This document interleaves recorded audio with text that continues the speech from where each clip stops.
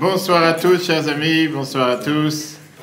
Shavua Tov. Si Dieu veut, cette semaine, on bénit le mois d'Adar. Chodesh Tov. Que ce soit un mois de joie, un mois de bonheur, un mois de santé, un mois de prospérité, un mois de réussite, un mois de bonnes nouvelles pour tout le peuple juif, partout où il se trouve. Un mois dans lequel on pourra entendre et partager que des bonnes nouvelles. Et surtout, comme je dis ce soir, on pense très très fort à tous nos frères et sœurs qui sont en Ukraine, particulièrement les shluchim qui sont sur le front, qui sont sur le terrain, qui n'ont pas quitté le lieu et qui sont là en train de se soucier, de s'inquiéter pour le peuple juif tout entier et même pour les non-juifs, pour tous ceux qui doivent fuir leur habitation, de leur fournir à manger, de leur fournir tout ce qu'ils ont besoin. Que Dieu fasse qu'on puisse entendre et partager que des bonnes nouvelles partout, pour tous, pour tout le peuple juif, partout et surtout. Écoute, les shluchim pour l'instant ils sont sur le terrain, pas seulement qu'ils sont sur le terrain, ils agissent, ils n'arrêtent pas d'agir et aucun d'entre eux a quitté son poste et ils sont là pour la population, à leur fournir des matelas, à leur fournir à manger. Vraiment, comme je dis, tellement fiers du travail des shluchim.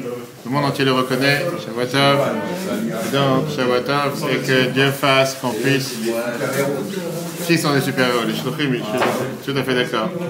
Les seuls à rester sur le terrain et à s'inquiéter pour tous, sans différence de couleur, de race, d'éducation. C'est vraiment énorme et que Dieu les aide et surtout qu'on puisse partager que des bonnes nouvelles et entendre que des bonnes nouvelles partout où ils se trouvent. Puisque le mois d'Adar, c'est le mois que Venaf, pour que tout s'est transformé. Que Dieu fasse que cette situation aussi se transforme pour le bien et qu'on puisse avoir la Yehudi, Maïta, Ora, Vesimcha, Vesasson, Vikar. Qu'on puisse avoir la joie pour tout le peuple juif, comme c'était à l'époque de Purim, et qu'on puisse annoncer que des bonnes nouvelles très rapidement. Alors sans plus attendre, chers amis, on regarde dans le vif du sujet ce soir et la question qu'on a posée c'était qu'est-ce que j'en ai à faire de ce que les gens peuvent dire de moi? La fois je te mets pour Kalfa Ben Khalifa. Ok. Je peux t'asseoir si tu veux, pas de souci, hein, tu fais pas peur. Je ne mange pas les humains. Joël, Yosef, Ben, Mathilde. Je ne sais pas si tu sais qu'aujourd'hui le gouvernement a demandé d'enlever les masques, parce qu'aujourd'hui il a dit qu'il n'y a plus de masques dans tous les endroits où il y a pas de vaccinal. Oui, bien sûr, c'est officiel, c'est acté, c'est le mois d'Adar. Il a dit qu'il faut le remettre pour pourrir. Chers amis, la question qui se pose c'est sur les suspicions, c'est ce qu'on va parler ce soir. Qu'est-ce qu'il veut dire sur les suspicions? Savez-vous les assiettes? Les suspicions, pourquoi tu m'attiques tellement loin? Tu veux venir à côté comme tu veux. Mets-toi à l'aise. Si tu penses que je mange des humains, tu fais une erreur. En tout cas, la question, elle est... Je vais vous donner le cas précis, le cas que moi j'ai eu. Et c'est un cas que j'ai eu, j'ai raconté plusieurs fois quand j'étais en Bulgarie en 1995-96, parti visiter les communautés juives dans tous les Balkans. On a eu un accident en Bosnie-Herzégovine. C'était en train de descendre de la montagne. Bref, c'était la nuit, on n'a pas vu, il y avait un camion. Bref, un accident qu'on a fait des tonneaux. À la fin, on n'avait pas tout le manger qu'on avait amené d'Amérique, il était perdu sur les champs. Et après, je suis arrivé en Bulgarie. Et là-bas, à l'époque, en 95, il n'y avait pas forcément comme aujourd'hui, c'était pas développé comme aujourd'hui. Et j'ai cherché à avoir des assiettes en plastique pour pouvoir manger, tout court. Des assiettes vides, hein, je parle. Parce que j'avais des boîtes de thon, j'avais des conserves, mais j'avais pas d'assiettes où manger. Et donc, on s'est dit que dans les magasins, dans les supermarchés, il n'y avait pas d'assiettes. Par contre, il y avait des magasins qui s'appelaient Burger King. Il existe toujours, comme McDo. Qu'ils vendent des frites, des hamburgers, etc. Burger King, d'accord? J'ai raconté cette histoire plusieurs fois. Et donc, on était deux amis, deux élèves de la yeshiva. Je suis rentré dans le Burger King. Il y avait la queue pour prendre des frites, etc. Et moi, je suis à la caisse. Et je demande à la personne, est-ce que tu peux me donner 10 assiettes? Il me fait combien? Vous voulez des grandes frites, des frites épicées, pas épicées? Écoute, je veux pas de frites, je te demande 10 assiettes. Tu sais, les assiettes en polystyrène. Donne-moi 10 assiettes vite, que je puisse avoir des assiettes, parce qu'on a encore 3 semaines de tournée dans les communautés, qu'on puisse avoir dans quoi manger, il n'y a pas où acheter ni quoi que ce soit. Et l'autre, il voulait pas vraiment m'aider, il me dit, mais je peux pas donner des assiettes vides, je fais, qu'est-ce que ça te dérange? Je te paye pour tes frites, garde tes frites, donne-moi les assiettes. J'ai besoin des assiettes, c'est la chose que je te demande. Je te demande pas, ah non, moi je lui ai dit, je suis prêt à te payer les frites, mais je lui ai dit, donne-moi les assiettes. D'accord?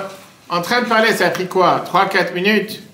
En train de discuter, il voulait rien savoir. Même si je payais plein, j'ai dit, donne-moi des assiettes vides, je te paye les frites, il voulait rien savoir. Je ressors du restaurant, bien sûr, comme on dit, déçu, le pauvre, j'ai pas eu mes frites, tu vas savoir, mes assiettes. Et qu'est-ce qui se passe? Il y a une bande d'Israéliens devant le restaurant, avec une caméra en train de filmer, et ils disent, Kol HaKavod à Chabad en train de manger chez Burger King. J'ai raconté cette histoire plusieurs fois, d'accord? Alors c'est 100% faux. Bref, j'aurais expliqué l'histoire. J'aurais dit, écoutez, la réalité elle est que j'ai dû rentrer parce que j'ai pas d'assiette pour manger. On a eu un accident en Bosnie-Herzégovine. On arrive et voilà, qu'est-ce que je te fasse? Non, imagine-toi que je les aurais pas rencontrés, qu'ils seraient déjà partis. C'est arrivé en Israël, ils auraient dit, tu vois, on a vu Chabad manger dans Burger King. En plus, en Bulgarie. Une deuxième question qui peut se poser, c'est une question courante. Quelqu'un dit, j'ai été invité à un rendez-vous d'affaires dans un restaurant non cachère. Est-ce que j'ai le droit de me rencontrer avec cette personne? Pas pour manger, pour boire un verre, boire un coca par exemple. C'est un restaurant non cachère. Boire un thé, boire un café, pas forcément besoin d'un cache-route dessus. Alors il y en a qui disent que non, les gens ils vont croire que ils mangent là-bas. Ils ne vont pas penser que tu es venu juste pour un café ou pour un thé ou quoi que ce soit. Et quelqu'un il va dire, tu sais quoi, qu'est-ce que j'en ai à faire de ce que les gens y pensent?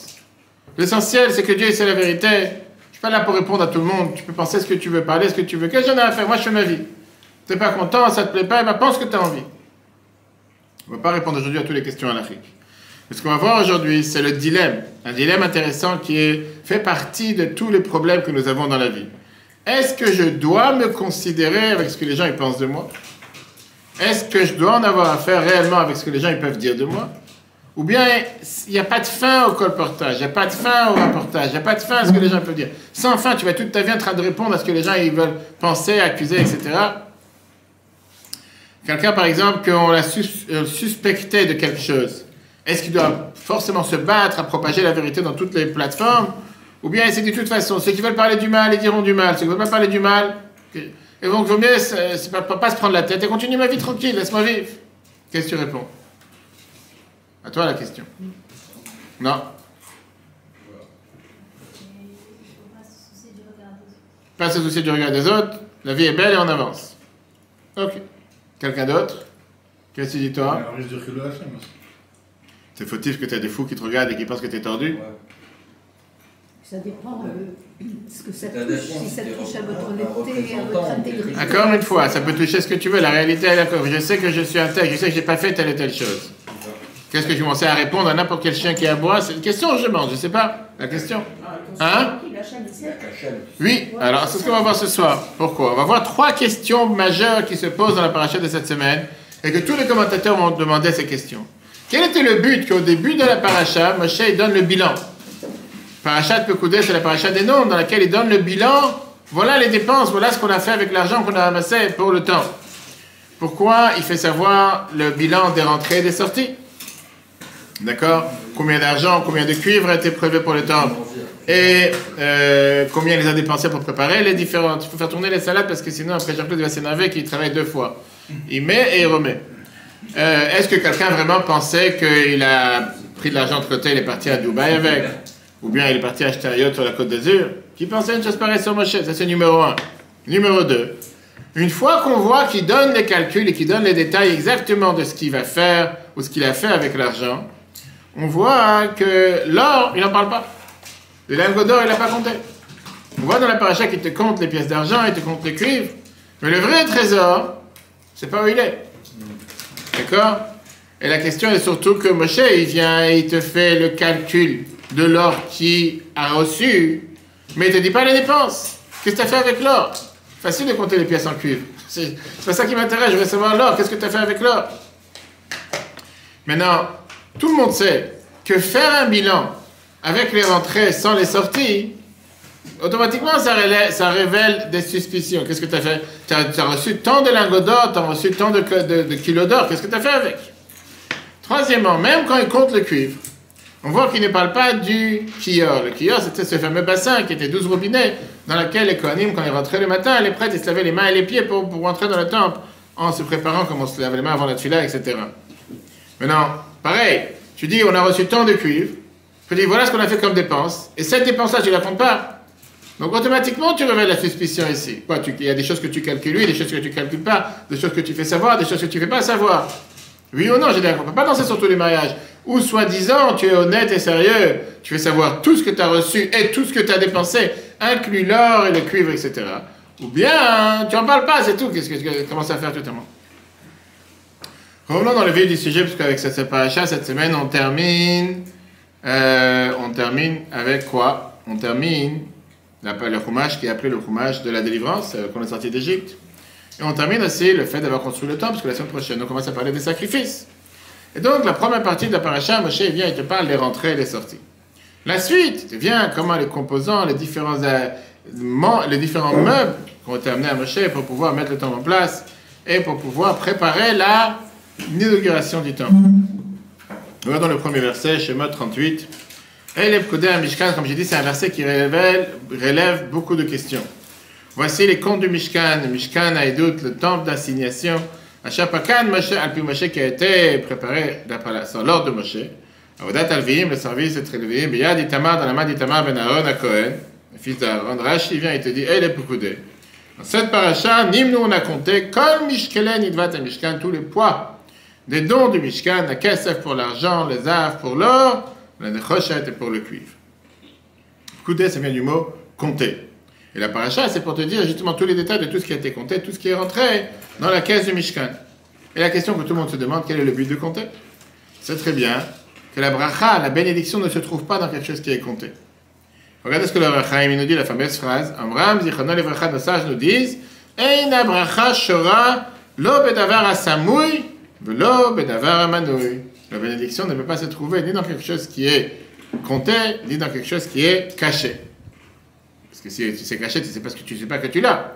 Mais Kanamar, et là il te dit, hey les Pkudei, voici les comptes. Quel est le but? Qu'est-ce que tu vas commencer à t'étaler toute ta richesse devant tout le monde? Ça va commencer à chacun ici de dire, mets sur la table combien de lingots d'or tu as dans ton oreiller, combien tu as dans ton matelas, combien tu as sur toi.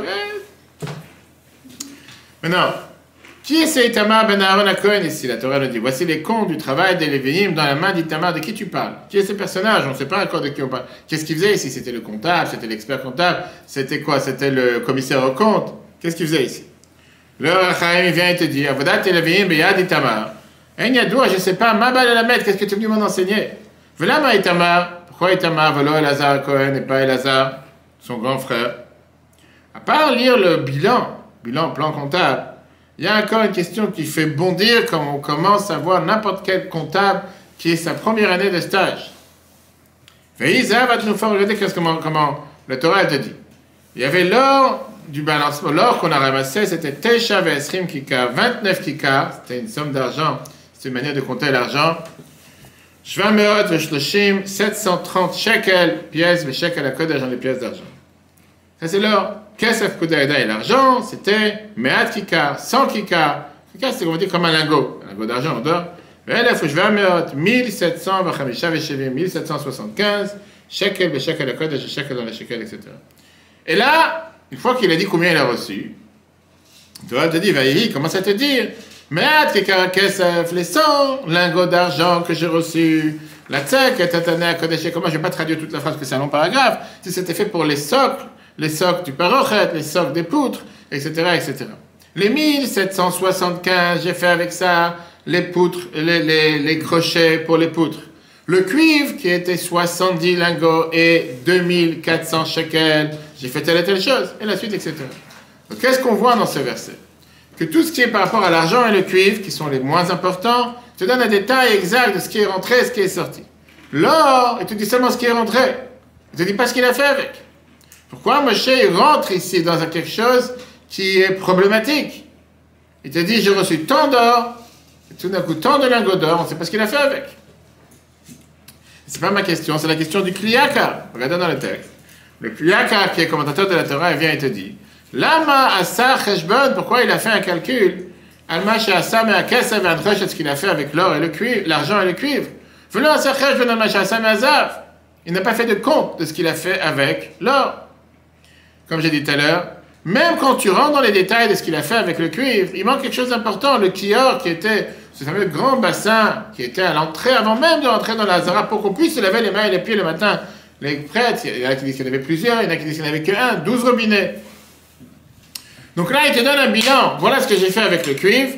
Mais non, si tu m'as fait un bilan pour me dire, voilà ce que j'ai dépensé en cuivre pour tous les ustensiles du temple, comment tu as eu cet ustensile alors? Comment tu l'as fabriqué puisqu'il n'est pas dans le bilan? Il est sorti de où? Tu as bien fait quelque chose avec. D'où tu as eu le cuivre pour préparer ce bilan? Et ça, c'est la question que je demandais, qui demande à Abravanel. Donne Yitzhak Abravanel, le fameux sage ministre des Finances en Espagne. C'est-à-dire, il y a quelque chose qui n'est pas clair ici. Tu me donnes un bilan sur le cuivre, Et tu ne me dis pas d'où vient ce grand ustensile qui était quand même imposant. Il est bien sorti de quelque part. Pourquoi il n'est pas dans le bilan? La Barbanel te donne une réponse très simple. Il y a les mâles et il y a les femelles. C'est dit le calcul des dons de cuivre, c'était ce que les hommes ils ont donné. C'était les dons des hommes, pas les dons que les femmes ils ont donnés. Et puisque le fameux ce bassin en cuivre a été fait à partir des miroirs des femmes, qui sont précipités pour donner leur miroir à la place de se faire belle avec, pour pouvoir faire cet ustensile dans le temple. Il n'a pas donné un bilan de ce que les femmes ont donné, il a donné un bilan de ce que les hommes ils ont donné. Ok, on peut l'entendre, d'accord? Mais non, comme j'ai dit tout à l'heure, la question elle est dérangeante. Parce que pourquoi donner un bilan à moitié? Si tu donnes un bilan, donne un bilan entier. C'est pas faire un bilan en disant ça mais pas ça. Et après dire non, j'ai donné les hommes, pas les femmes. Il y a quelque chose qui n'est pas clair ici. Qu'est-ce que tu caches? D'accord? Et à cause de ces questions, viennent les commentateurs et te dévoilent, ici se développe le sujet qui est le thème majeur de ce soir. Comme j'ai dit tout à l'heure, sur les suspicions et les suspects. Les suspicions et les suspectés. On est les gens qu'on suspecte. D'accord? Pour enlever le doute. Le secret de la paracha, il est justement mentionné au départ quand on te dit c'est le travail des Lévi'im dans la main d'Itamar. Itamar, c'est celui qui avait la deuxième signature avec Moshe. Il y avait 2 signatures sur chaque chèque. Ça plus de ça. C'était comme ça qu'il faut 2 signatures. Moshe, qui était l'homme de Dieu, qui a vécu 40 jours dans le ciel comme un des anges, ne pouvait pas être le seul responsable sur la caisse. Si le 2e jour qu'il est parti, il faut acheter, je sais pas, une bière pour quelqu'un qui a soif. Qu'est-ce que tu vas faire? Donc il avait besoin d'avoir quelqu'un sur place. Il a dit, sur moi, dans le ciel, on s'appuie sur moi. Mais sur terre, on ne s'appuie pas sur moi. Et donc il a pris avec lui un contrôleur qui vient, qui va pouvoir partager avec lui, faire les dépenses, etc. etc. Ça, c'est ce que le Midrash Rabbah nous dit dans les chiffres 2. On ne donne pas un responsable sur l'argent, sur la communauté, quelqu'un qui gère l'argent de la communauté. Par contre, Mishnah est moins de 2. D'ailleurs, vous savez très bien que pour gérer une association en France, il faut 3 personnes. Pas seulement une personne qui gère, un président, minimum 3 personnes. Un président, un trésorier et un secrétaire. Tu ne peux pas gérer tout seul, tout faire tout seul. Il n'y a que Dieu qui fait les choses tout seul. Qui sont là pour ramasser l'argent et gérer la caisse ensemble. Malgré que Moshe était son propre trésorier. Au Korel Acherim, il appelle les autres. Et il compte avec eux aussi. Comme c'est écrit, voici les comptes du Mishkan. C'est pas écrit qu'il a compté Moshe. Il a cher Pakad, mais qu'il a compté Alpi Moshe, d'après la bouche de Moshe. Mais il y a d'Itamar dans les mains d'Itamar. En deux mots, c'est Itamar qui gérait par Moshe. Comme on a expliqué dans tous les autres cours qu'on peut voir sur l'application eTorah, eTorah, ainsi que sur les autres podcasts, Spotify, Google et Apple. C'est très bien qu'on ne se suffit pas seulement avec le sens simple, mais on veut aussi regarder quel est le sens profond et quel est le message que la Torah veut nous faire passer. Pas seulement que Moshe et Itamar, les deux ne se sont pas suffis de pouvoir gérer ensemble cet argent, mais ils ont fait un pas en plus. À la fin de toute la construction, ils ont amené un bilan des rentrées et des sorties. Comment diviser cet argent? Parce que Moshe savait qu'est-ce que les gens disent. Les gens, ils sont toujours, comme on dit, suspicieux. On a construit le travail d'ici. C'est maintenant, on fait 13 ans, puis 20 ans qu'on enseigne les malades. Ne saute pas, c'est pas Poutine qui t'appelle. Reste tranquille. Qu'est-ce qui s'est passé? Au départ, on est parti voir des gens tout alentour, demander comment construire le travail. Et les gens ont dit oui, il cherche à construire une maison pour lui.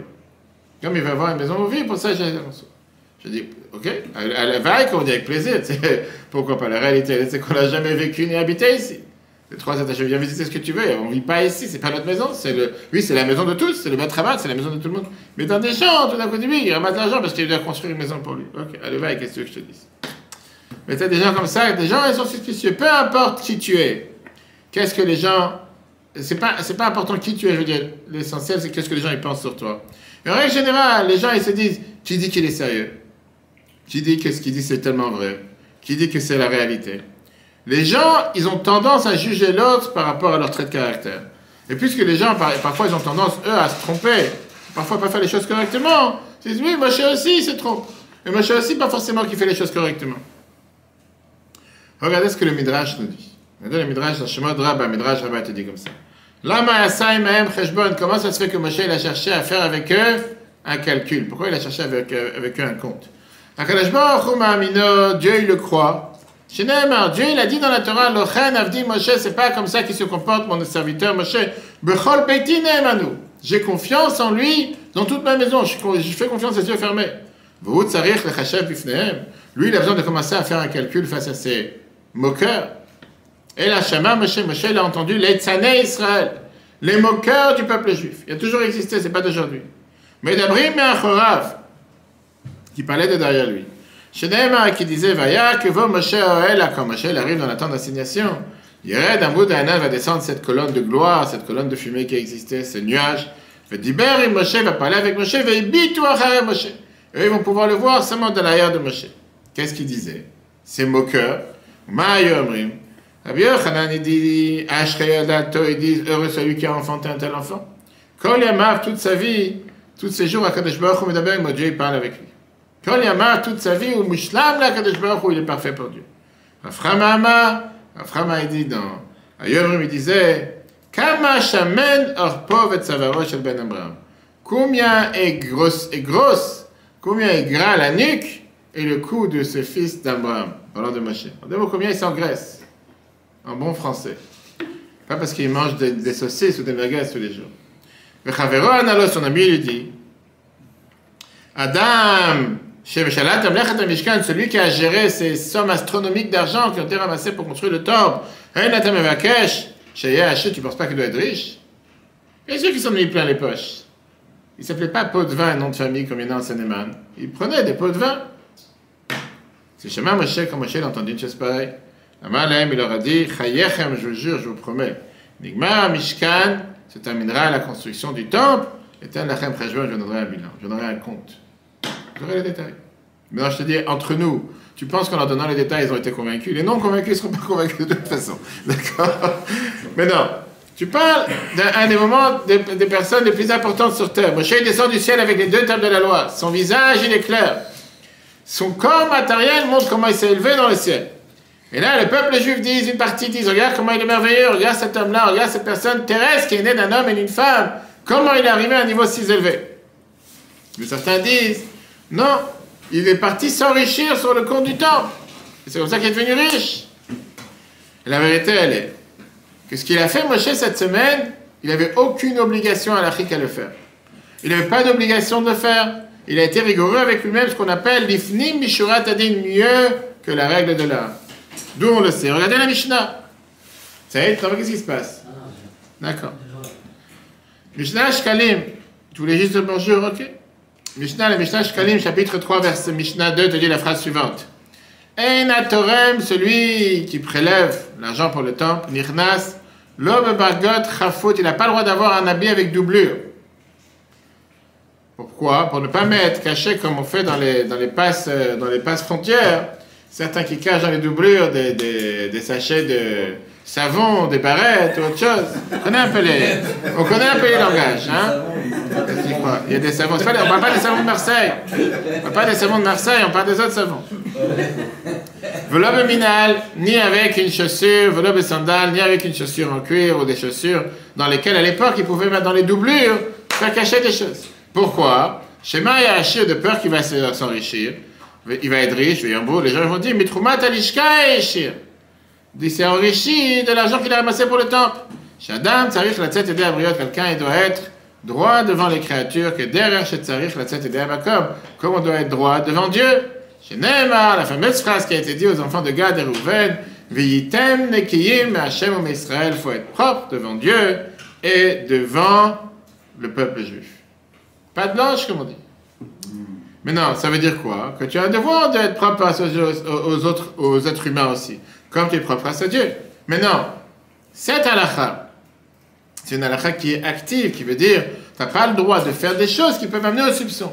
Si tu vas, à l'époque, si tu vas, comme on dit aujourd'hui, quand j'étais là, ça, il n'y a pas longtemps, il y a 2 semaines avec des soldats, ils ont montré comment on peut détecter parfois un terroriste parmi toute une population. Ils ont montré un film, et là-bas, ils ont montré que quand tu vois quelqu'un avec un manteau et un sac, quand il fait 50 degrés dehors, tu ne penses pas qu'il est venu bronzer à la plage, il y a quelque chose derrière. Et donc ça amène une suspicion, c'est pas quelqu'un qui ne cherche pas à cacher un couteau, etc. Mais si malheureusement on a vu que même de ceux qui sont sans sac, sans rien, ils ont des couteaux dans les poches ou dans les autres parties du corps que je n'aimerais pas ici. Mais c'est arrivé. Donc ça veut dire, la Torah te dit, pas une obligation d'aller, mais ne va pas créer le doute de faire des choses qui vont automatiquement, les gens vont se poser la question comment il a pu faire une telle chose. Comme par exemple, rentrer dans la chambre des comptes, ou rentrer dans la chambre où il y a le coffre-fort avec des doublures dans le pantalon, ce qu'il y avait à l'époque. Mais la Torah te dit pas, la halakha te dit pas que tu as un devoir de donner un bilan à la fin pour pouvoir quoi montrer que tout est ok, que tout est correct. Si depuis le départ, tu as choisi des gens droits et ils font un travail comme il faut pour ramasser l'argent, distribuer l'argent, pourquoi créer des suspicions pour rien? Et d'ailleurs, c'est la halakha que Rambam Maïmonide de Shulchan Aruch nous apprend du dernier Shabbat qu'on a lu la paracha. Qu'est-ce qu'on a lu ce Shabbat, la paracha? Shkalim. Shkalim, c'était le demi-cycle. Merci pour tous ceux qui s'étaient réveillés Shabbat. Toi, je regarde. Hein? Exactement. Et qu'est-ce qu'on a vu? Regardez ce que la halakha de Mlachim te dit, chapitre 2, verset 12. V'lo yarchevu et ha'anashim. Faut pas qu'ils calculent les gens, shayitnu et hakesef, qui donnent l'argent à l'adam par eux, la tête, la serre, mlacha, qui bernam aussi. Qui veut dire, Rambam te dit dans les lois de Matnat Aniyim et dans le Shulchan Aruch, il y aurait des à Siman 257 à l'Acha 2. Mais le Chajun, on ne doit pas demander un compte. Il me gaba et tzaka avec quelqu'un qui collecte l'argent de la tzaka. V'lo be'ekdesh im ha'gizbarim. Mais pas forcément avec ceux qui ramassaient les collecteurs dans tout ce qui était les choses du temple. Chez Neema, v'lo yachajou et hakesef. On n'a pas besoin de leur demander un compte parce qu'on sait qu'ils font ça avec imona, avec foi. On ne va pas choisir depuis le départ des gens qui sont des truands pour aller faire ce travail. Aruch HaShulchan, le Shulchan Aruch te dit la phrase suivante. Que Shem Shagabaim tzrichim les de la même manière. Encore une fois. Est-ce que tu fais des retours comme ça? C'est la conférence de presse avec Poutine. De la même manière que les collecteurs, ils doivent faire attention, le mach et le dans ce qu'on a dit, Kedesh Elo Yachshedum, pour ne pas les suspecter, car Mutal Alaam, c'est important que le peuple, le Khamam, doit le respecter. V'lo Yachshedum, ne pas les suspecter, si tu as nommé quelqu'un responsable sur la caisse et tu l'as nommé et tu as fait en sorte que tu lui fais confiance. Tu fais confiance, c'est ce que commence à lever des doutes. Si tu levé, pourquoi tu lui as fait confiance? Depuis le départ, ne lui demande pas de faire une chose pareille. Donc c'est une des deux. Toi aussi, de ton côté, ne va pas faire des choses qui vont faire que les gens vont se poser des questions. Ça va dans les deux sens. Maintenant, on parle de quoi ici? On parle à l'époque du premier temple, où on a fait ce qu'on appelle un renouvellement, un ravalement, pardon, ou une rénovation de tout le temple. Et le verset dit qu'on n'a pas demandé à l'époque un bilan de dépenses à ceux qui géraient la rénovation. Parce qu'on savait qu'on a affaire avec des gens sérieux. On n'a pas affaire avec des gens que... Rambam et Shulchan Aruch déduisent de là qu'un gaba tzaka, quelqu'un qui ramasse l'argent pour la tzaka, on n'a pas besoin de donner à chaque fois un bilan à la fin, à savoir qu'est-ce qui s'est passé, combien chaque centime a été dépensé. Tout le temps que tout se passe bien. Quand tu sais que la personne a ramassé 10 millions et qu'il a dépensé 1 million, tu te dis où ils sont passés les autres 9 millions. Comme le cas de... Bon, je ne vais pas dire qui. Hein? Mais que ça soit le seul souci du Bet Rabat Seneman, par exemple, qu'on ramasse 10 millions. À le vaille. Pourquoi créer des doutes? Néanmoins, vient le tour. Et le Ramor et Moshe Isoles, pour les Ashkenazes, ils sont beaucoup plus rigoureux. Et ils te disent, Mikol Makom, néanmoins, afin de pouvoir être propre aux yeux de Dieu du peuple juif. C'est bien de donner ce qu'on appelle un compte rendu. Et de là l'idée pour que tout le monde reçoive les Chabad en action. Clair? La halakha. Tu prends l'argent de la communauté, tu te dis que tu fais telle et telle action. Où sont les actions? Et pour ça, tu dois faire ce qu'on appelle un compte rendu. Fais savoir aux gens ce que tu fais. Et c'est pour ça que Baruch Hashem, tout le monde le reçoit. Et quand je vois les derniers comptes rendus qui sont explosés, à l'époque c'était 10 pages, 12 pages, là c'était 24 pages le dernier, le nouveau qu'on a reçu aujourd'hui de Tzal, c'est 28 pages. Il y a tellement d'actions. Baruch Hashem, je dis pourquoi? Il n'y a rien à cacher, il y a tellement de choses qui sont faites. Et heureusement que c'est écrit sur la brochure en bas, ça a été sponsorisé par un généreux donateur. Parce que sinon on va savoir, les gens te disent, pourquoi tu gaspilles tellement d'argent à imprimer, etc. C'est la moindre des choses, 3-4 fois par an, donner un compte rendu aux gens, que les gens ils voient qu'est-ce qui se passe avec ceux qui ont participé. Je n'ai pas entendu. C'est plus électronique qu'il faut faire, en papier.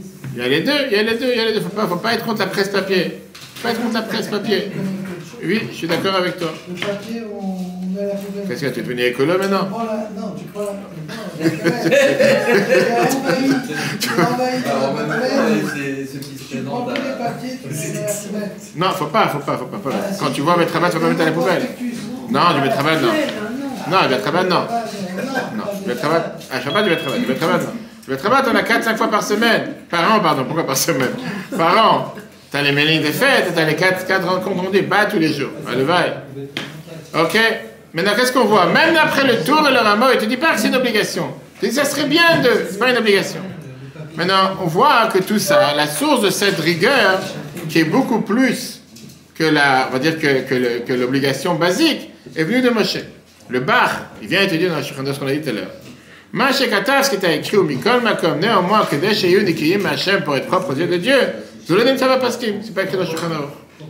Voulay Namdou et Moshe Rabbeinu, peut-être on a appris de Moshe. Chez Nathan Cheshbon, le fait qu'il a donné un bilan, un compte, Ben Davot Amishkan avec les dons du temple. Kimi Kamo Neman Betoki, comme Moshe était celui qui était le plus fidèle à Dieu. Néanmoins, qu'est-ce qui se passe avec lui? Nathan Cheshbon, il a donné un compte. Que Desh Eyun Naki Hashem en Israël pour être propre aux yeux de Dieu et du peuple juif. Ça veut dire que le plus grand des hommes qui aurait doublement eu la possibilité de s'appuyer que sur lui-même, il a été rigoureux avec lui-même, beaucoup plus que ceux qui ont fait les travaux du premier temple, et beaucoup plus que tous les décisionnaires. Il a donné un bilan de tout son comportement. Maintenant, ce qui est difficile à comprendre, pourquoi le Rambam, le Taux, te dit qu'on ne demande pas un bilan, qu'on ne demande pas un compte. Pourquoi on a besoin d'avoir un verset de Melachim, etc. On dit alors que chez Moshe, il y avait une certaine suspicion. Quelle suspicion? Moshe, il s'est enrichi au même moment qu'il a construit le temple. Avant de construire le temple, il n'était pas riche. Une fois qu'il a construit le temple, il s'est enrichi. Alors que tous les Juifs étaient riches à l'époque. On sait qu'ils se sont tous enrichis de ce qu'ils ont ramassé ce qu'ils ont ramassé dans la traversée de la mer. Moshe, à l'époque, il n'avait pas d'argent parce que lui, il était occupé avec les ossements de Yosef et il est resté pauvre. Mais 40 jours avant l'heure de pouvoir faire le temple, construire le temple, Dieu lui a dit, forme pour toi ces deux tables de la loi. Et Dieu il a dit, les déchets de l'uchot, de ce que tu vas faire, ça sera pour toi. C'est que le reste, c'est quoi était fait les l'uchot? De la pierre de saphir, qui était un diamant. Le reste de ces diamants qui va pousser chez toi, ça c'est ce que tu vas pouvoir avoir pour toi. Tous les déchets, tout ce que tu vas tailler de la pierre, ça sera pour toi. On parle des pierres précieuses. Et comme ça, Moshe s'est énormément enrichi. C'est comme tous ceux qui savent qu'il y a une catastrophe qui va arriver dans le monde, où il y a un virus qui va arriver, ils commencent à vivre toutes leurs actions qu'ils ont dans les bourses. Et après, on découvre que 2 semaines après que la catastrophe a commencé, eux, ils se sont déjà anticipés, ils ont déjà dit, non, maintenant je vous laisse que ce soit dans des guerres ou quoi que ce soit. Ça arrive presque tout le temps, d'accord?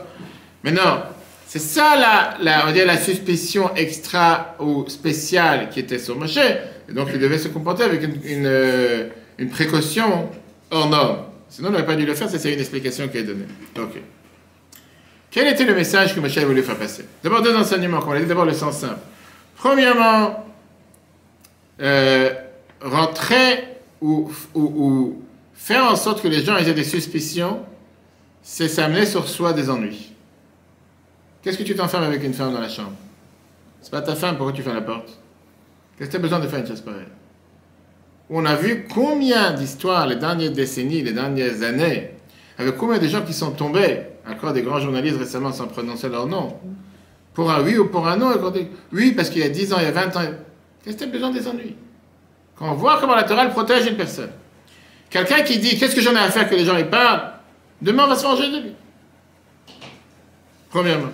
Parce qu'au final, on dépend tous les uns des autres. Et les craintes et les suspects peuvent faire en sorte causer du tort à la fin. Et on voit bien aujourd'hui qu'il y a des gens que sur une simple suspicion, sur une simple dire de quelqu'un, tout d'un coup ils ont perdu leur affaire, ils ont perdu leur travail, ils ont perdu leur poste. Mais c'est ça qui est le plus grand malheur, on va y arriver. C'est aujourd'hui les gens ils peuvent faire passer des messages sur WhatsApp, transférer, etc. sans aucune vérification, sans rien. Pourquoi? Parce que monsieur ou madame tel a dit qu'il y a 30 ans il avait fait... C'est quoi, il y a 50 ans aussi, quand tu n'étais pas encore né. D'accord? Et c'est pas seulement pour des relations sexuelles ou pour des relations interdites. Pour tout dans la vie. Qu'est-ce que tu as besoin? Et une très belle histoire qui racontait justement sur le Rav Meir Liman. Il a écrit une histoire sur Rabbeinu Gershom.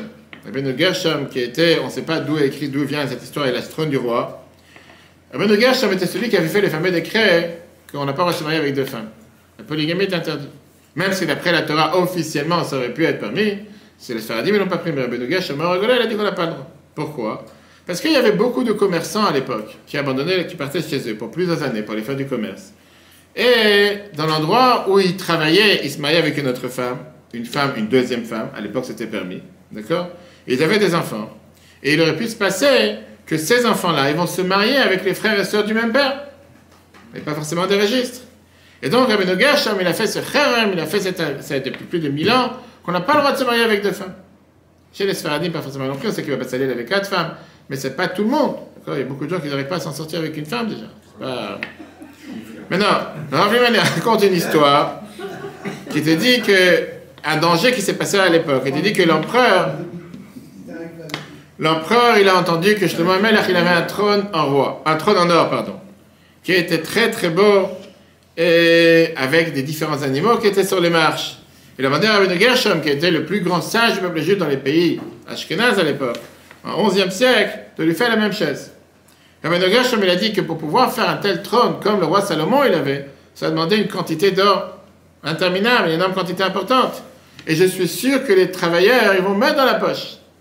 Il ne peut pas avoir beaucoup de travailleurs comme ça, te faire un tel trône avec plusieurs marches, faire des animaux, bref. C'est quelque chose que l'argent va partir. Le roi lui a dit, t'inquiète pas, c'est moi qui gère. Rabbeinu Gershom, il a réussi à faire la chaise. Mais là, les curés de l'époque, ils ont décidé de l'accuser en disant, oh, ouais, il faut que tu pèses la chaise pour savoir s'il ne manque pas de l'or par rapport aux quantités d'or que tu as données. Le roi, il a entendu, mais il s'est dit, comment je vais peser une telle chaise, un tel trône? C'est pas une petite chaise, c'est un trône avec des marches, comme le trône du roi Salomon. Rabbeinu Gershom, il avait deux femmes. Une qui était, on va dire, qu'il aimait, et une pas tellement, pas terrible. Les gens du roi, ils ont réussi à convaincre, à racheter cette femme, qu'elle le dérange en lui disant, qu'on lui demande comment peser cette chaise. À la fin, il a dit, c'est très simple comment peser la chaise. Il lui a dit, je vais te donner le secret. Qu'on met la chaise dans un bateau qui est sur l'eau, sur la mer. Le bateau, il va s'enfoncer avec le poids. Et à ce moment-là, on va faire un trait sur le bateau à l'extérieur pour savoir jusqu'à où il s'est enfoncé. Après, on va enlever la chaise et on va mettre des pierres, des pierres ou des lingots d'or qui seront le même poids qui aurait dû être dans la chaise. Et là, on verra si le bateau il s'enfonce au même niveau que devait s'enfoncer le premier. Ils ont fait ça. Et bien sûr, ils ont vu que le bateau il s'enfonçait beaucoup moins. Donc les pierres d'or, les lingots d'or qui étaient pour, soi-disant, montrer le poids de la chaise, n'étaient pas exacts. Donc ils ont compris que quoi? Que la chaise ne pesait pas exactement la quantité d'or qui a été donnée.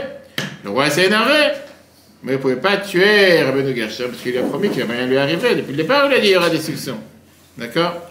À la place, il a envoyé dans un château, comme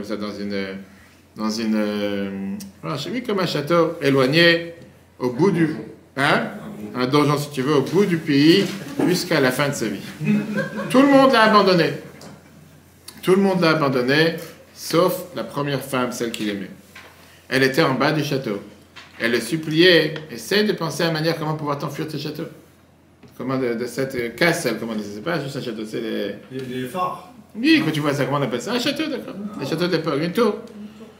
Maintenant, il lui a dit comme ça, prends un verre de terre, et accroche un petit fil à ce verre. Et le verre, il va monter jusqu'à la tour, et lui, il va attraper le fil. Parce que le verre, il va attraper le fil avec lui, etc. Après, tu vas attacher une corde au fil, qui est dans ta main, et lui, il va tirer la corde, il va pouvoir se descendre jusqu'en bas. Elle a fait le travail, et comme ça, elle a pu s'enfuir. À cause de ce rapportage de la deuxième femme, il a compris qu'on ne peut pas être fidèle à deux femmes. Et c'est comme ça qu'il a fait ce kharem, il a fait cette interdiction qu'on n'a pas le droit d'être avec deux femmes. Et en attendant, nous, on a gagné cette histoire de quelqu'un qui s'est mis en danger par une crainte de gérer l'argent qui ne lui appartient pas. Tout ça, ça a commencé par cause de cette histoire-là. Clair ou pas? Raphaël, t'es là? Qu'est-ce qui t'a plu dans l'histoire? Je sais pas. Ok, c'est pas, c'est bien.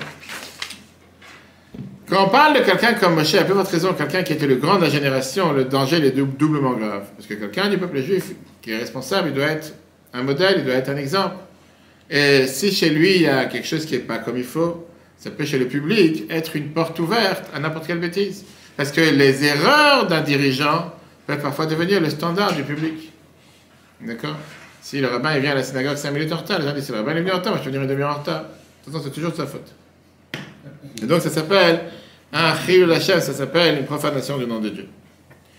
Alors, finissons avec la question par laquelle on a commencé. Est-ce que j'ai le droit de manger, de rentrer dans un magasin non cachère, pas forcément manger? Je m'assois à un rendez-vous. Ça fait longtemps que je n'ai pas vu un ami, c'est le seul magasin, je m'assois pour boire un café.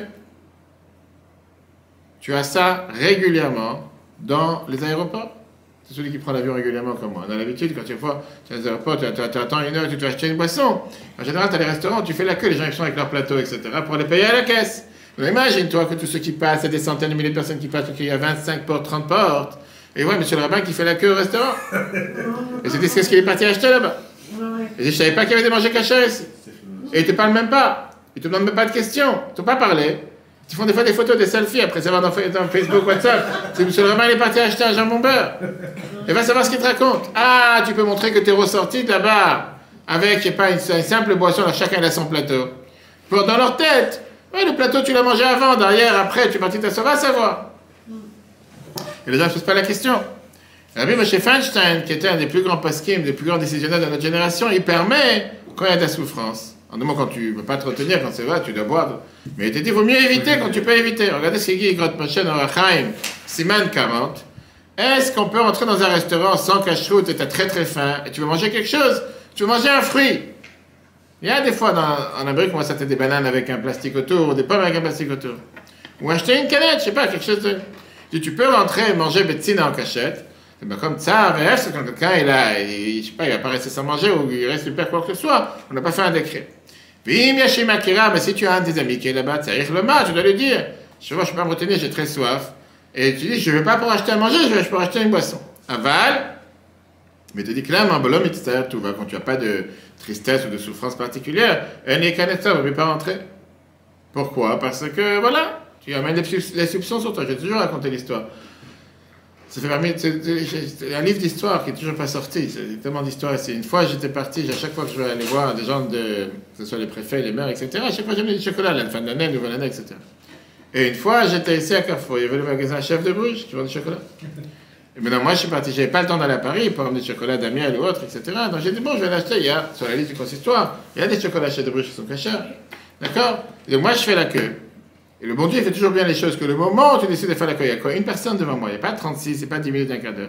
Et il y a les caisses de Carrefour juste devant. Il y a une femme qui sort de la caisse, et devant tout le monde dit, monsieur le rabbin, je ne savais pas que c'était caché ici. Va savoir, va lui dire que tu vas acheter pour monsieur le maire, qui n'est pas juif. Raconte ton histoire qui est réelle, c'est pas juste un mensonge. Mais dans sa tête, ça y est, j'ai compris, tout est caché. Ah, ça va, tu sais comment des fois tu peux passer inaperçu, tu comprends? Tu peux pas... C'est pour ça qu'il faut éviter, là. Comme il dit le... Exactement, c'est ce qu'on est en train de dire, d'accord? Rappelez-moi à la fin, si on attend, je vais raconter une autre histoire. Ok. Tout ce qu'on vient de parler maintenant, c'est d'un côté de la pièce, qui veut dire, on parle de ceux qu'on peut suspecter. Mais moi, parlons maintenant de l'inverse, ceux qui suspectent. Parce que eux, ces gens-là, c'est pas les gens les plus purs sur Terre. C'est pas tous des gens pieux, carrés, droits. Pas tous des gens qui s'amusent pas avec la loi et qui font tout des choses carrées. Tout d'un coup, ils voient quelqu'un, ils disent, ah, lui, quand toi, tu fais tout correct. De quoi tu te mets? Arrange tes affaires, après tu vas parler. Parce que, comment tu crées de tels suspects? Comment des gens sont capables de soupçonner Moshe de prendre de l'argent qui appartient au temple? Quand même, on parle de Moshe. On parle ici d'une faute grave. Et on sait très bien qu'il y a 3 interdictions dans lesquelles la Torah te dit Kanaim Pogimbo, qui veut dire celui qui est avec, on va dire, toujours avec cette anxiété, qui est toujours avec cette rigueur, il a le droit même de tuer celui qui soupçonne sans jugement. Parfois, tu as des gens qui peuvent faire comme ça, qui peuvent causer du tort à une personne. Et après, tu te rends compte que l'autre, il n'avait absolument rien fait. Ça peut être tué, ça peut être frappé, ça peut être faire du mal. On dit qu'un de eux, par exemple, c'est un Cohen qui vole, un prêtre qui vole des trésors du temple. Il y avait des trésors de l'huile, des trésors du bois, et qui va à la maison, il remet des bouteilles d'huile pour faire des frites à la maison le soir, je sais pas, c'est de lui qui appartient au temple. Mais là, tu es en train de suspecter Moshe qui a pris de l'argent de ce qui était fait pour le temple.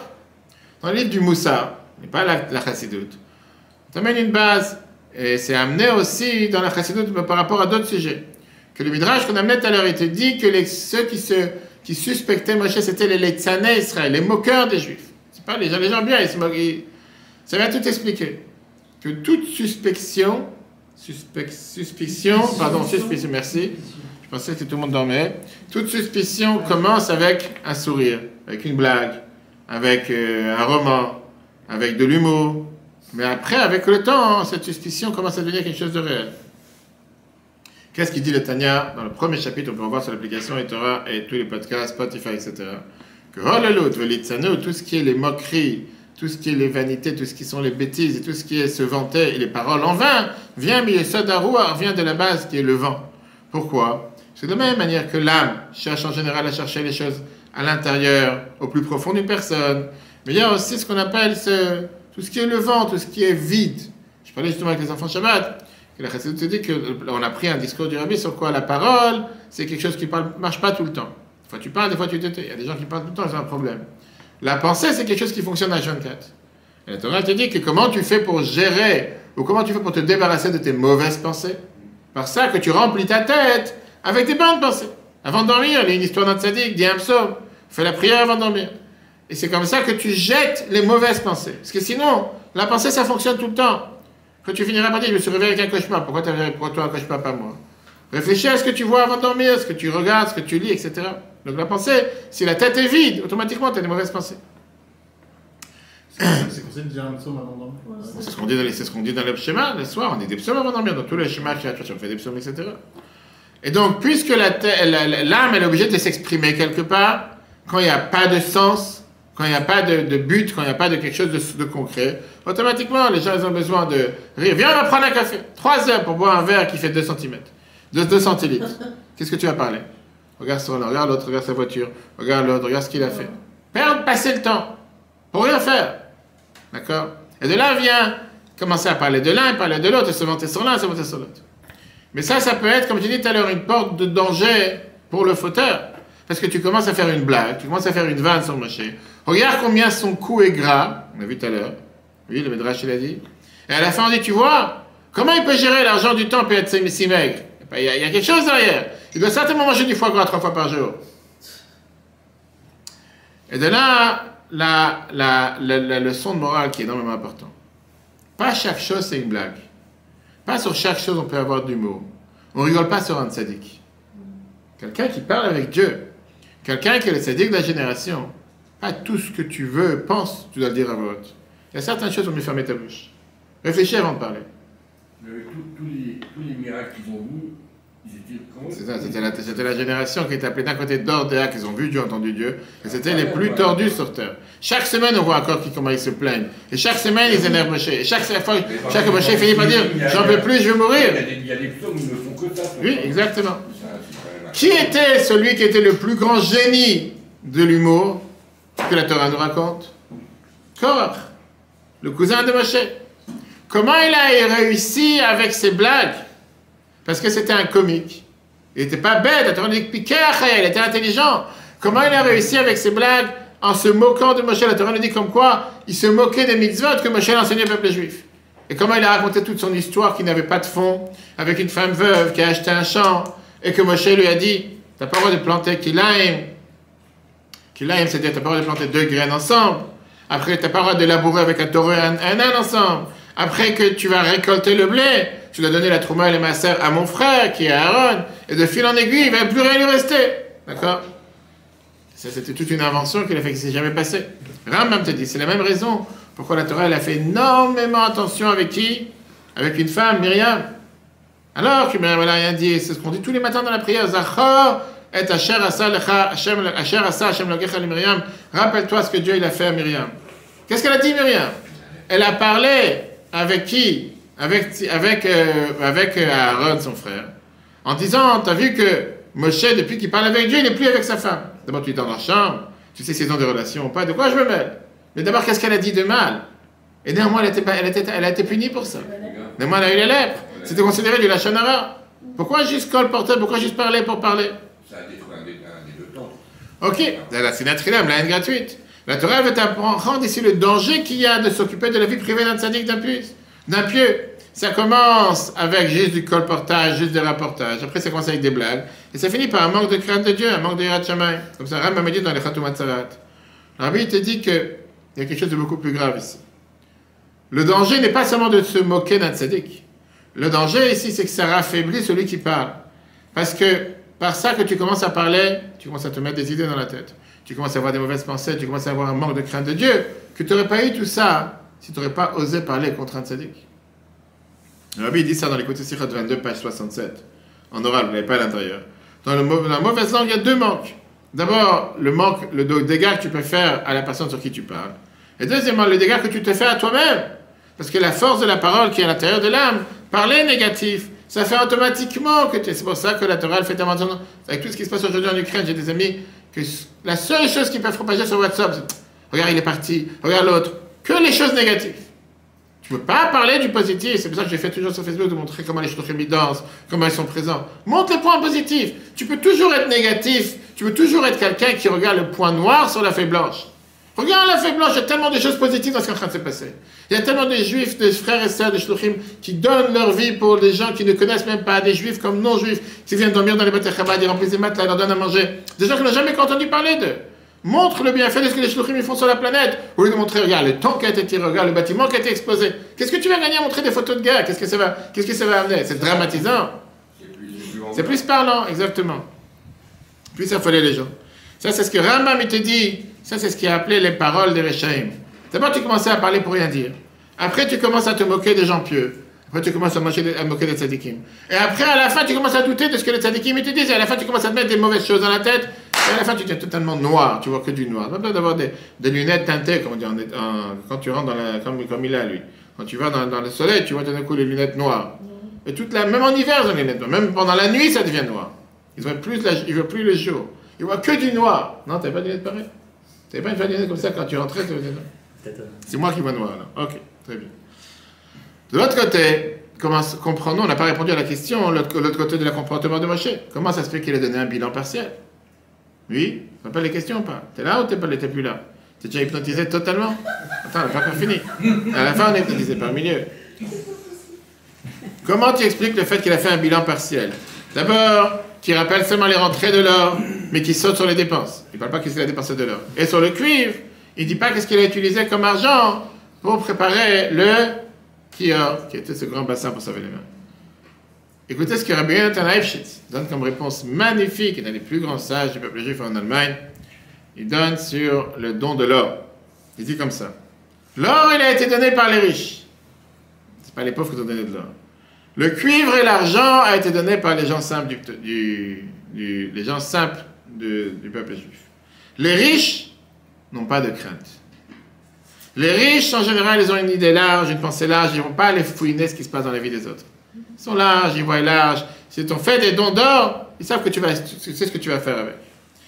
En règle générale, ils n'aiment pas qu'on se mélange dans leur vie, tous ces oligarques, et ils ne veulent pas que tu te mélanges dans leur vie, donc ils ne vont pas se mélanger dans ta vie non plus. Les pauvres, c'est des gens qui sont tellement amers sur, en général, leur propre vie. Et donc, pour eux, chaque petit centime qu'ils vont donner à quelqu'un d'autre, ils vont se demander peut-être qu'est-ce qu'il a fait avec. Et je vous dis, on le voit dans la vie de tous les jours, quelqu'un qui gère, on voit comment gère le travail. C'est toujours ceux qui t'ont donné un chèque de 5 euros, 3 euros, 10 euros, qui vont t'appeler 20 fois au Lémon Serfa. Pas une fois ou deux. Et c'est pas qu'ils l'ont pas reçu. Mais c'est toujours ceux qui vont te donner 3 euros. Tu te dis, mais qu'est-ce que tu vas déjà faire avec? Est-ce que tu vas déduire 66%? Qu'est-ce qui va se rester? 2 euros. Et c'est toujours le même.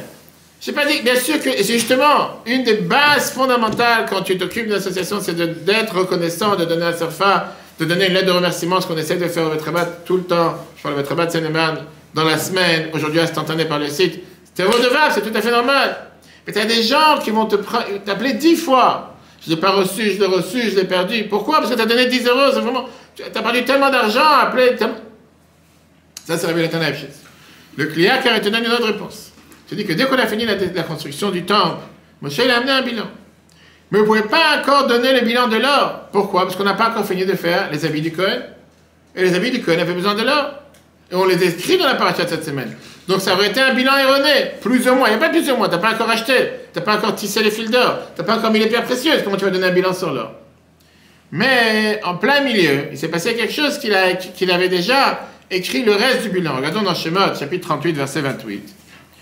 On dit, et le millier, il y a le et en plus que vous voyez, ou je vais à Meot, et le 700, 775, il a fait avec ça des poutres pour tenir les poutres du temple. La Torah dit qu'avec les 1775 shkalim d'argent en plus, il a fait toutes ces poutres qui étaient pour tenir les temple, ces crochets pour tenir les poutres qui s'emboîtent, comme chez Ikea, d'accord? Mais la question qui se demande, pourquoi la Torah dit le fameux millier, le fameux 700, avec le et en plus. Mais là, je te dis que Moshe s'est arrêté en plein bilan. Il n'avait pas de calculatrice à l'époque comme lui, il est en train de calculer, je ne sais pas ce qu'il fait. Et il ne s'est pas rappelé qu'est-ce qu'il a fait avec les shkalim en plus. Il y a une voix qui est sortie du ciel et qui a dit, et le millier, 700 000, etc., connu, il a fait avec ça des Vavim Lahamudim, qui veut dire montrer sa droiture. Que, t'inquiète pas, ce qu'il a, ces choses en plus qu'il n'a pas compté, c'est ce qu'il a fait avec. Même le ciel, il a témoigné comme quoi il était droit. Et donc, automatiquement, il n'avait pas besoin de venir amener le reste du bilan sur l'or. Il n'avait plus besoin, parce que le ciel, il vient témoigner que qu'est-ce qu'il a fait, c'est correct. Donc, on peut lui faire confiance sur le reste aussi. Mais, on n'a toujours pas répondu à la question, comme on a dit, le Rabbi a une réponse merveilleuse dessus. La question qui est, pourquoi il a commencé avec une partie des rentrées? Voilà tant d'or qu'il a eu. Il aurait dû peut-être ne pas parler de l'or. Il a dit, je peux vous donner un bilan maintenant sur ce que j'ai dépensé. J'ai fait l'argent et les cuivres. L'argent et le cuivre, j'ai reçu tant, j'ai dépensé tant, il n'y a plus d'argent. Je ne suis pas déshabillé en cuivre, je ne suis pas déshabillé en argent. Voilà ce qui est rentré, voilà ce qui est sorti. L'or, on en parlera plus tard. Qu'est-ce qu'il a besoin de dire? Voilà, j'ai reçu tant d'or, mais je ne donne pas de dépenses, parce que pour l'instant, il n'y a pas de dépenses d'or. Et le jour où il y aura, et toutes ces explications qu'on vient de voir. Rabbi répond de manière merveilleuse. Comme d'habitude. Comme j'ai dit aujourd'hui, c'est un jour important. Malheureusement, c'est le jour que ça fait maintenant 28 ans qu'on n'a pas entendu la voix du Rabbi. C'est le jour, le 27 Adar, où le Rabbi il est tombé au Ohel. Il a eu une attaque cérébrale en 1992 et depuis, on n'a plus entendu parler de le Rabbi. Après, pendant 2 ans, il était encore avec nous matériellement, mais c'était ce jour où, tout d'un coup, du jour au lendemain, le Rabbi ne parlait plus, alors que hier, il avait reçu encore des milliers de juifs dans les dollars du dimanche. Et aujourd'hui, le Rabbi était en train de prier pour le peuple juif sur le Ohel. Et il est tombé malade. Et le Rabbi répond comme ça. Moshe, il ne s'est pas caché, il n'a pas essayé de cacher ce qui se passait avec les dépenses d'or. Au contraire, il a voulu passer ici un message avec ça qu'il a mentionné combien d'or il a reçu. Et c'était le verset qu'il a dit au départ, que l'or qu'il a reçu, c'était, on a dit tout à l'heure, 29 tika, 29 lingots, si on peut traduire, avec 730 shekels, à Kodesh, il a donné le bilan de qu'est-ce qu'il a reçu. Quand tu fais le calcul de combien de dons d'or tu as eu, on comprend que ils n'ont pas commencé ce bilan d'or pour suffire pour toutes les dépenses d'or. Pourquoi? Quand le peuple juif il entend qu'on a reçu tant d'or, on a dit tout à l'heure c'était 29 lingots, 730 shekels en or, ils ont tout de suite compris qu'il y a quelque chose qui ne va pas ici. Il a dû certainement mettre de sa poche pour compléter parce qu'il n'a jamais reçu assez pour toute l'or qu'il y avait. Et au contraire, si quoi que ce soit, ils se sont dit qui était l'oligarque, qui était le riche, qui est venu compléter la somme astronomique d'or qu'il y avait dans le temple, qui n'est pas dans ses comptes. Et si on cherche, on voit tout de suite que le fautif, c'est Moshe. Moshe qui était celui qui s'est enrichi des déchets, des louchot, celui qui a complété de sa poche pour pouvoir faire ce qu'il fallait faire dans le temple. Le Rabbi, il ne rentre pas ici dans les détails. Mais, on a parlé avec quelqu'un qui fabrique dans les bijoux d'or. Et on te dit qu'en règle générale, quand un kikar d'or, pour avoir une idée, ce lingot d'or de l'époque, c'était environ 43 kilos d'or. D'accord? Un lingot. C'est combien un lingot aujourd'hui? 10 000. Non, mais en poids, c'est quoi? Je sais pas. Personne n'a des lingots chez soi à la maison? Raphaël, la vérité? Un lingot d'or? D'accord? T'as pas compté? Ok. Maintenant, ça veut dire que si tu fais 29 kika, 29 lingots, ça fait 1250 kilos. 29 fois 43, ça fait 1250 kilos. Écoutez bien les calculs. Maintenant, rien que calculons combien les poutres du Mishkan, qui étaient 48 poutres, ils devaient être recouverts d'or. Maintenant, chaque poutre faisait 9 mètres carrés, 7 mètres et demi d'auteur, plus la largeur et l'intérieur, plus la tête de la poutre. Ça veut dire que 48 poutres faisaient 432 mètres carrés. D'accord? Recouvrir un mètre carré demande 2 kilos d'or. Puisque la Torah nous dit que recouvrir les ustensiles du Mishkan, c'était l'épaisseur d'un dinar, environ 1 millimètre. Ça fait environ 2 kilos d'or pour un mètre carré. Ce qui veut dire que rien que pour couvrir les poutres, il fallait 864 kilos d'or. Les poutres seulement. On avait l'arche sainte, qui était faite avec 3 boîtes, comme on l'a vu dans le temple, une à l'intérieur et une à l'extérieur d'or. C'était une plaque d'or, c'était pas recouvert d'or comme des meubles, c'était pas, comme on dit, recouvert avec une feuille d'aluminium. Non, c'était fait en or, d'accord? L'épaisseur de l'arche, c'était un doigt qui fait 2 cm. Une telle épaisseur te demande 40 kg pour un mètre. Ça veut dire, ces 2 boîtes ensemble, ça faisait 9 mètres carrés. 9 mètres carrés fois 40 kg, ça fait 360 kg. D'accord? Avec ça, on a déjà terminé toute l'or. J'ai reçu 1250, j'ai déjà dépensé 864 plus 360, il n'y a plus d'or. La menorah aussi, c'était en or. La shulchan, la table sur laquelle il y avait les pains, aussi en or. Le misbeach hazahav, pas celui sur lequel on amenait les sacrifices. L'autel sur lequel on amenait les ktoret, les encens, aussi en or. Et avec ça, on a les habits du Cohen. Avec ça, on a le couvert qu'il y a sur le Aaron. Les chérubins qui sont en or. Ça veut dire que, on te dit que les chérubins et les couverts, tout ça était en or entier. On peut arriver à 5 tonnes d'or. Et on a dit qu'on avait combien? 1250. C'est ce que la Bible dit dans le parachat, écoutez, 1984. C'est avec sa poche qu'il a tout. 100%. C'est toujours celui qui est responsable qui... Et donc, c'est la raison pour laquelle Moshe a donné le bilan de ce qu'il a rentré parce qu'il a sorti. Au contraire, grâce à ça, il a montré, vous voyez ce qu'il y a. C'est pas venu de nulle part. Ce qu'il y a, ça coûte 1000 fois plus de ce qui est rentré. Comme ça, hein, il savait qu'il ne pouvait rien dire. Alors, pourquoi il n'a pas parlé du kior qui a été fait en cuivre? Puis il explique ça dans l'écoute Sichot 6, page 196. Parce qu'il y a des dons que c'est bien de ne pas en parler. C'est bien de ne pas en faire un bruit. C'est bien de ne pas en parler. Pourquoi? On a vu ce Shabbat, et comment on a fait le kior en cuivre et la base du kior de ce bassin avec les miroirs des femmes. Rashi, il y avait le midrash qui a été fait, le miroir des femmes, quand on a commencé à ramasser les dons pour le temple. Les hommes, ils ont amené tout ce qu'ils avaient pour eux de chair, l'argent, le cuir, l'argent et l'or. Les femmes, ils sont parties dans les chambres à coucher. Ils ont amené leur propre miroir pour pouvoir faire le kior. Monsieur n'a pas voulu recevoir ces dons. Il dit, qu'est-ce qu'ils font ces miroirs qui sont faits pour se maquiller, pour se faire belle, etc. dans le temple. Et Dieu lui a dit, Allah lo chavivim alayim me'akol, ça c'est le plus beau don que je peux recevoir dans mon temple. Parce que grâce à ça, ils ont pu donner naissance à tous ces peuples juifs en Égypte. Parce que quand le peuple juif, les hommes, ils étaient tellement fatigués dans les champs, avec les travaux forcés, ils n'avaient pas de force pour retourner à la maison. Les femmes se faisaient belles avec ces miroirs, et comme ça, ils avaient la possibilité de pouvoir avoir des enfants, être ensemble, etc. Dieu, il a, avec ça, fait passer un message révolutionnaire. Le message était que je ne cherche pas la beauté. Apparemment, du cuivre, qu'est-ce qu'il y a de spécial? Même si aujourd'hui, ça revient à la mode d'avoir des marmites en cuivre. Dieu, il dit, je ne cherche pas la beauté, je cherche la créativité. Dans ces miroirs, il n'y a pas de beauté particulière. Au contraire, c'est fait juste pour un objet intime, pour, comment on appelle ça, pour éveiller le désir chez l'homme.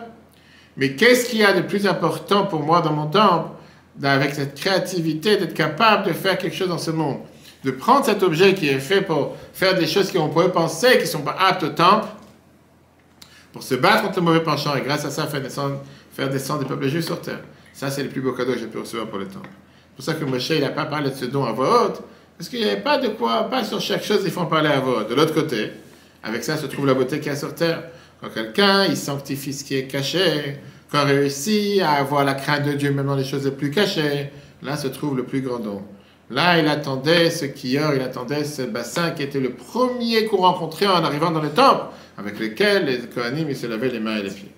Ça vient aussi montrer, quand parfois on doit se laver les mains et les pieds avec ce qu'on fait dans le temple. Ça veut dire que d'un côté, tu peux penser que c'est un acte banal. Non, la Torah te dit que des fois, comme Dieu l'a dit, ça c'était les meilleures des choses pour moi. Le fait de se préparer à une mitzvah, parfois c'est peut-être même plus important que la mitzvah. Comment tu te prépares à le faire?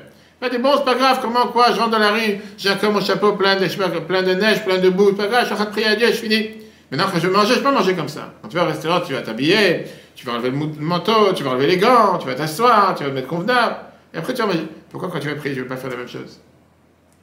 Pourquoi quand tu vas faire une mitzvah, tu ne vas pas, j'étais dimanche à un shiva, dans Paris, je parlais des gens qui veulent mettre la tefilin. S'il fait froid, monsieur le rabbin, il fait trop froid, laisse-moi tranquille. Tu vas au restaurant, tu fais la même chose. Qu'est-ce qu'on est dans la rue? On est dans la synagogue. Tu n'as pas enlevé la manche. Je n'aurais pas dit, on a mis les tefilin concrètement. Mais peut-être des fois des gens que dès que ça arrive à quelque chose de matériel, je vais me maquiller, je vais me faire belle, je vais enlever le... Bref, je vais faire en sorte de mon préparation comme il faut. Quand on arrive à quelque chose de spirituel, laisse-moi tranquille, tu rentres, tu sors, il fait froid, je reste comme ça, à moitié endormi, à moitié... Ça donne tellement envie de prier, et après tu te dis, bon, moi je suis venu, j'ai prié. Pourquoi pas faire la même préparation? Bien, la Torah t'a dit, c'est ça le kior. C'était fait à base de choses les plus banales, des miroirs des femmes. C'était l'entrée par laquelle tu rentrais dans le temple. Comment tu te prépares à la chose? Et c'est comme ça que ça a un impact. Voilà, chers amis, sur la paracha de cette semaine, le cours sera en replay sur l'application eTorah, sur Google Apple et sur tous les podcasts, Spotify, Google Apple. Très très bonne journée à tous et surtout, comme l'a dit tout à l'heure, on prépare cette semaine, on bénit le mois d'Adar, le mois que tout s'est transformé, que tous nos frères et sœurs en Ukraine et les shluchim particulièrement réussissent dans tout ce qu'ils sont en train de faire pour la population et nos frères et sœurs juifs, et qu'on puisse entendre que des bonnes nouvelles, que cette guerre reste, qu'il n'y ait pas de mauvaises nouvelles, qu'il n'y ait que des bonnes nouvelles. Et comme à l'époque, le mois d'Adar a tout transformé, que tout se transforme pour le bien, la Yehudi, Maïta, Ora, Vesimcha, que ça sonne, Mikar, Kenti, Elano, Chodesh Tov, Shavua Tov, le cours en replay sur eTorah, et que des bonnes nouvelles.